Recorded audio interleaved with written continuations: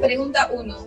Función de la pena. Su función es la prevención general. Si una persona comete un delito contra la integridad o espacio de otra persona, va a ser sancionado. Al imponer una medida restrictiva, lo que trata es prevenir más delitos, no para él, sino para la sociedad. Función de proporcionalidad o razonabilidad. Completamente, la pena debe ser proporcional y razonable. No porque desprendas a alguien de su bien debe ser condenado a cadena perpetua, porque no olvidemos que la función restrictiva es orientada al reformamiento y el objetivo de la pena es la reinserción social. Función de reinserción social.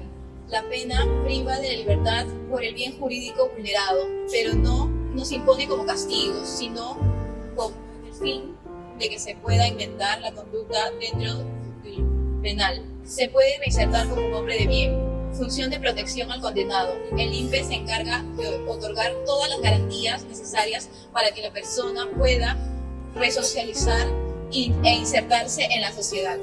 Pregunta 2. Ley de la aplicación temporal de las leyes en el tiempo. El 14 de febrero del 2021, el delito se tiene que sancionar con la ley que está vigente en ese año, pero el 20 de abril sale una ley que deroga la ley vigente del 14 de febrero, por lo que dentro del delito de parricidio tiene una pena menor al delito de feminicidio. Me basaré en los principios albergados en nuestro Código Penal. El principio de territorialidad, artículo 1. En relación a la ley penal, se debe aplicar a todo aquel que comete un delito o hecho punible dentro del territorio de la República. Artículo 6. Aplicación temporal. Se basa en el principio de combinación de la pena, en donde se refiere a que la ley penal aplicable en el momento de la comisión del derecho punible. Hasta ese entonces, el congresista del 14 de febrero del 2021 debe ser procesado el tipo penal de delito como feminicidio, pero no obstante, el mismo artículo se refiere a la aplicación más favorable para el reo, por el principio de legalidad. En el caso de conflicto en el tiempo de las leyes penales, como se observa, figurando como la sanción más favorable al reo, se debe aplicar la sanción impuesta por la que corresponda a la nueva ley. Como tenemos en el ítem, se aplicará la ley más favorable al reo, siendo así no sería la ley de feminicidio ni la ley reincorporada, sino la ley de parricidio ubicado en el 107, procesado con una pena no menor de 15 años ni mayor a 20 años. Pregunta 3. En el año 2020 aún está vigente la ley 31118, Ley de Inmunidad Parlamentaria.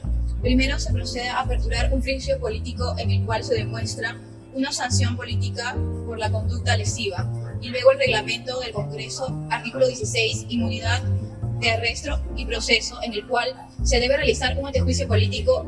Los alcances legales son el artículo 93, 93, 99 y 100 de la Constitución. Mencionado el contexto anteriormente, basándonos en el delito de parricidio, artículo 107, que solicitamos no habría circunstancia agravante si es que fuese funcionario público, por lo que es congresista, y lo cual se le impondría una pena no menor a 15 años. Pregunta 4.1. La persecución penal del delito podría realizarla el Estado peruano según el artículo 2, inciso 1 del Código Penal. La ley peruana aplica a todo delito cometido en el extranjero cuando el sujeto es funcionario o servidor público, comentando que se encontraba de viaje representando al Perú. El Perú es competente para aplicar la ley penal. El Perú puede pedir la extradición. Pregunta 4.2.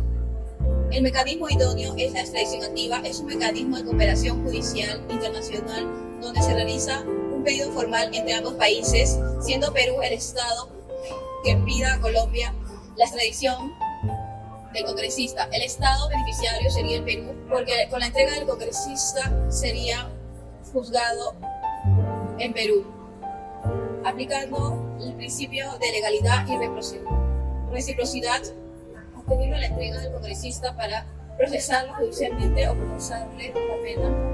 Ubicado en el artículo 37 de la Constitución, nos indica que la extradición solo se concede por el Poder Ejecutivo previo informe de la Corte Suprema y según el tratado y los principios de reciprocidad. Pregunta 4.3. Requisitos para la extradición y documentos de extradición se encuentran en el artículo 518. Los requisitos de la demanda de extradición en el Código de Procesal Penal. Lo básico es que ambos países condenen el delito, tanto en Perú como en Colombia. Y en segundo lugar, que se tenga la competencia y jurisdicción. En tercer lugar, que el condenado sea absuelto, no sea absuelto, amnistiado o indultado, o tenga un derecho de gracia anteriormente como gracias presidenciales. Alcances legales. Según la ley 24710, la persona procesada, acusada o condenada como autor cómplice de algún delito que se encuentre en otro estado puede ser extraditado, la cual se observa el procedimiento especializado para la extradición.